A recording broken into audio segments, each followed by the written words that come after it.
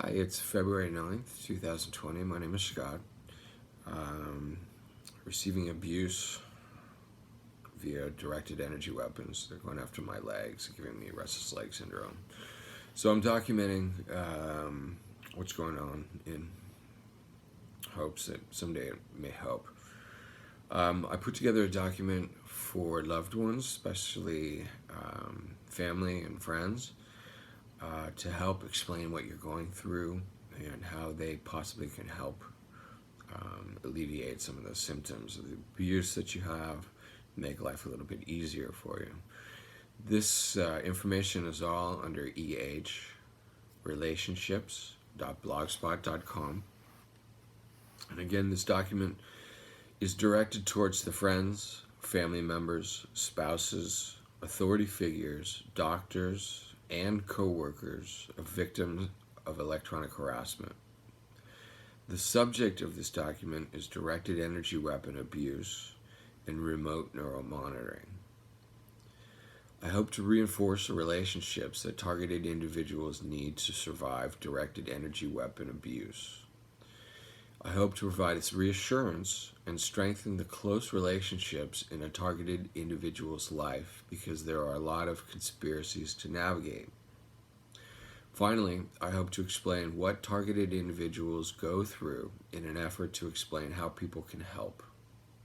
Specifically, I want to focus on how to reduce isolation, strengthen relationships, and provide a sense of spirituality. Initially, targeted individuals need to overcome the shock associated with someone speaking to them remotely. A good analogy about the difficulty exists with the indoor monitoring cameras installed by parents to keep an eye on their children. Some stranger hacked the camera, hijacked the microphone, and started speaking to the child. Imagine if you were sitting in your house and all of a sudden you heard a voice speaking to you and commenting on the items you have in your house. You wouldn't know how or why they had access to that information. You would feel violated and sound paranoid if you complained to someone who didn't understand the technological possibilities. I would like to reiterate how hard it is getting over the initial shock of someone speaking to your brain remotely and then forging ahead independently when no one believes you after you complain. The targeted individual's experiences are the worst possible situations they can imagine. The perpetrators take advantage of their dislikes and phobias by utilizing fear-mongering in an attempt to control them. They make them face their greatest fears, making it virtually impossible to keep a normal schedule and maintain a normal life. Targeted individuals cannot hide anything from their perpetrators, as the perpetrators have access to whatever the targeted individual thinks of and processes mentally or psychologically. The targeted individual is, in essence, a, quote, sitting duck, unquote, with a large number of mental games at their disposal to conduct and learn how to manipulate them. Mostly, they attempt to motivate with frustration or anger, so the targeted individuals need to be able to manage both well to avoid appearing off balance. Even most targeted individuals don't realize that perpetrators have complete control of their brain. They can see what the targeted individuals see and can manipulate what they think with directed energy. All of this is done wirelessly and from a safe distance away. I don't believe that any of the people close to targeted individuals completely realize the extent that they can control your mind. They are just toying with targeted individuals and only release information about their capabilities when they make a mistake through trial and error. They mimic sounds and voices to confuse and aggravate targeted individuals.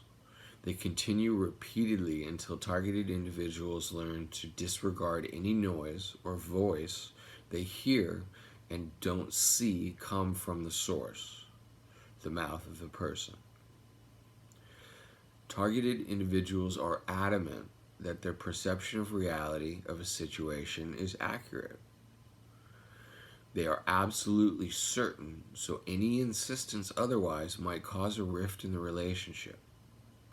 As a result, tread lightly and proceed with caution. Here are some common observations you may hear coming from an individual who is dealing with some of this. You would hear complaints of hearing noises, things, and voices. Be complaints of weird, intense smells so strong that you can taste them. So exaggerated that you can taste it. They would encourage you to spend more money and exhaust your resources. You may hear complaints of microwave burns, complaints of groups of people gangstalking them, complaints of implants because they can't understand the wireless nature, complaints of nanotechnology, a general feeling that someone is trying to destroy your relationships to maximize the amount of time they can keep you isolated. Finally, complaints of numerous conspiracies disguised as misinformation to keep people confused. Close friends and family have the right to not believe, but there is no excuse for not listening. I understand how helpless you feel as to how to help your loved one. Unfortunately, electronic harassment does not ever get better, but rather progressively worse. Your loved one's individuality is under attack, and they are going to need your emotional and financial support. Also, listen to their complaints and strive to maintain their comfort. Present possible alternatives with caution because they are adamant that they have the correct perception. As far as parents are concerned, I communicated what was happening to me as it occurred in an effort to include them. I was looking for as many solutions as I could get to an impossible situation. I took their advice to maintain the relationship and humored their advice even when I disagreed. As far as spouses are concerned, it gets complicated. Technically, you are supposed to disclose to your spouse a mental illness because the condition can be passed down to children. However, directed energy weapon abuse is disguised as a mental illness and in reality is not a real illness. You can't pass down a fake illness to a child. As far as coworkers and colleagues are concerned, they can be great help keeping your job because they can cover for you when you miss work. However, be careful because they've expanded gangstalking into the workplace and called it workplace mobbing. Situations, similarly, are constructed using advanced technology in an effort to create havoc on all of the relationships in a targeted individual's life. As far as authority figures are concerned, no one will take a report because the targeted individual can't specify a source of the harassment because it is done wirelessly. They should complain of directed energy weapon or sonic weapon abuse similar to that of the United States consulates in Cuba. It is very important that targeted individuals never demonstrate to be a threat to themselves or anyone else in society. As far as doctors are concerned, I document all medical discrepancies for review by my doctor. I listen to their advice, knowing it won't work, only to establish an honest relationship. I tell them often that they have the right not to believe what I'm enduring. I find that they listen more if you take their advice. Next, I want to discuss deconstructing electronic harassment. Once electronic harassment has been detected, the process of unwinding rehabilitating, and deconstructing the gangstalking or paranoia can begin. Gangstalking is the belief that people around targeted individuals are working against them. The technology makes targeted individuals sound paranoid because the sound feels as if it originates from close by. If the targeted individual complains of someone close to them physically stalking them, then they don't realize the source is remote, and they will be kept off balance until they gain more experience.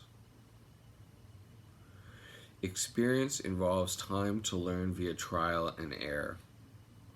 With precise advice, targeted individuals can bypass some of that time and avoid some of their mental exercises. Unfortunately, debilitation increases as the targeted individual gains experience in an effort to isolate, slow them down, and control their actions. For more information, I have written a long blog with over 100 pages. That can be found at mindcontrolinformation.blogspot.com. Again, that's mindcontrolinformation.blogspot.com. If you want to reach me, you can email me at mindcontrolinformation@gmail.com. And it's mindcontrolinformation@gmail.com. And this section on relationships is on ehrelationships.blogspot.com. I've been experiencing this for about 19 years. So I do have a good feeling of what the technology is capable of because I'm on the feeling end of it. So I have to interpret what comes in and whether it is authentic, feels authentic, or feels overly exaggerated and fake, which gives you a gauge of what they're capable of. And a lot of times when you start reading about the gang stalking and you go back in your life, you realize, well, geez, maybe that wasn't my neighbor that was yelling at me through the wall. Maybe it was these guys from a distance doing it, making me think it was my neighbor. And wow, I'm sure glad I didn't, go knock on the door and do something nasty because of all the horrible things that I thought I heard her saying or him saying. So, I wish everybody the best of luck. I hope this all ends soon, and take care.